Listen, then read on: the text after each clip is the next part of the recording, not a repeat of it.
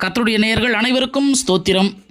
இந்த வெள்ளிக்கிழமை இரவு 9:30 மணி அளவிலும் கர்த்தராகிய இயேசு கிறிஸ்துவனுடைய 739வது தேவ செய்தி, யாக்கோபு புஸ்தகம் 3வது அதிகாரம் 16வது வசனம். வைராகியமும் விரோதமும் எங்கே உண்டோ அங்கே கலகமும் சகல துர்ச்செய்கைகளும் உண்டு. யாக்கோபு யூத மார்க்கத்திலிருந்து கிறிஸ்துவத்திற்கு மாறினவர்களுக்காக எழுதிய இந்த நிருபத்தினுடைய வார்த்தை இது. புரிந்து கொள்வதற்கு எளிதாயினும் வாழ்க்கையிலே மிகவும் கடினமானது. ஒரு விசுவாசி முதிர்ச்சி உள்ள கிறிஸ்துவனாவதற்கு வைராகியம், விரோதம் என்ற 2 முக்கிய காரியங்களை தன் வாழ்க்கையிலிருந்து அடியோடு வேரோடு விலக்கினா மட்டும்தான் தேவனுடைய ஆசீர்வாதங்களை பெற்றுக்கொள்ள முடியும்னு எழுதுகிறாரு. தேவன் இந்த உலகத்தை சிருஷ்டித்த இந்த உலகம் தற்போது பொல்லாங்கன் என்ற சாத்தானுடைய கட்டுப்பாட்டில் உள்ளது என்று அப்போஸ்தலன் பவுல் சாத்தானை இந்த பிரபஞ்சத்தின் தேவன் என்று சொல்லுகிறார். 2 கொரிந்தியர் புஸ்தகம் 4வது அதிகாரம் 4வது வசனத்தில்.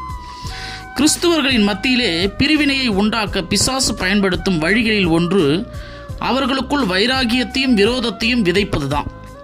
வாழ்க்கையிலே எந்த நிலையிலும் இந்த 2 குணங்களும் ஒருங்கிணைந்து நம்மக்கிட்ட இருந்துச்சுன்னா, அது தனி நபராக இருந்தாலும், அது சமுதாயமாக இருந்தாலும், அது குடும்பமாக இருந்தாலும் தீங்குகளை விளைவித்து நம்ம இந்த பூமியிலே அழித்துவிடும்.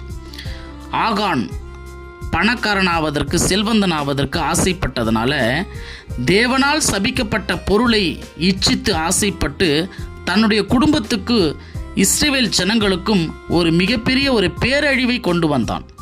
இந்த ஆகானுடைய அந்த சுயநலமான செயல் ஆழியின் போரில் இஸ்ரவேலர் ஜனங்களை தோற்கடிக்க செய்தது. 36 இஸ்ரவேல் வீரர்கள் செத்து போயிட்டாங்க. ஒரு காயினை எடுத்துக்கொள்ளுங்களேன். காயின், ஆபேல் சகோதரர்கள் தான். ஆனால் காயினுடைய பொறாமை தன் சகோதரன் ஆபேலின் உயிரையே பலி வாங்கியது.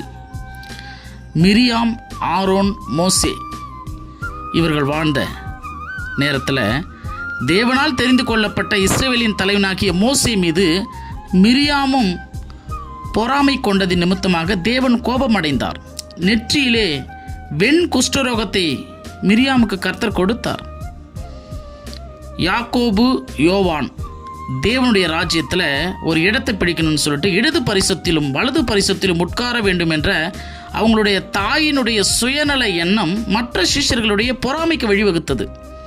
அப்போ கிறிஸ்துவர்கள் தங்கள் வாழ்க்கையிலே வைராகியத்தையும் பொறாமையையும் அகற்ற வேண்டும்.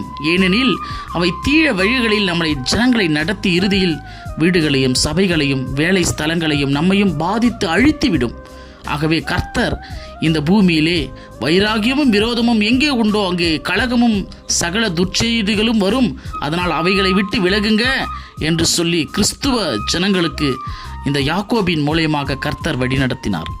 இன்றைக்கும் நம்மை ஆசீர்வதிக்கும்படியாக நம்மிடத்தில் இருக்கக்கூடிய கலக விரோதமான குணங்களை இயேசு கிறிஸ்துவின் நாமத்தினால் எடுத்து போடுவோம். நாம் வாழ்க்கையில் ஆசீர்வாதமாக வாழ்வோம். அடுத்த தேவ செய்திகளோடு நான் உங்கள் கிறிஸ்துவுக்குள் சகரியா சதீஷ்குமார்.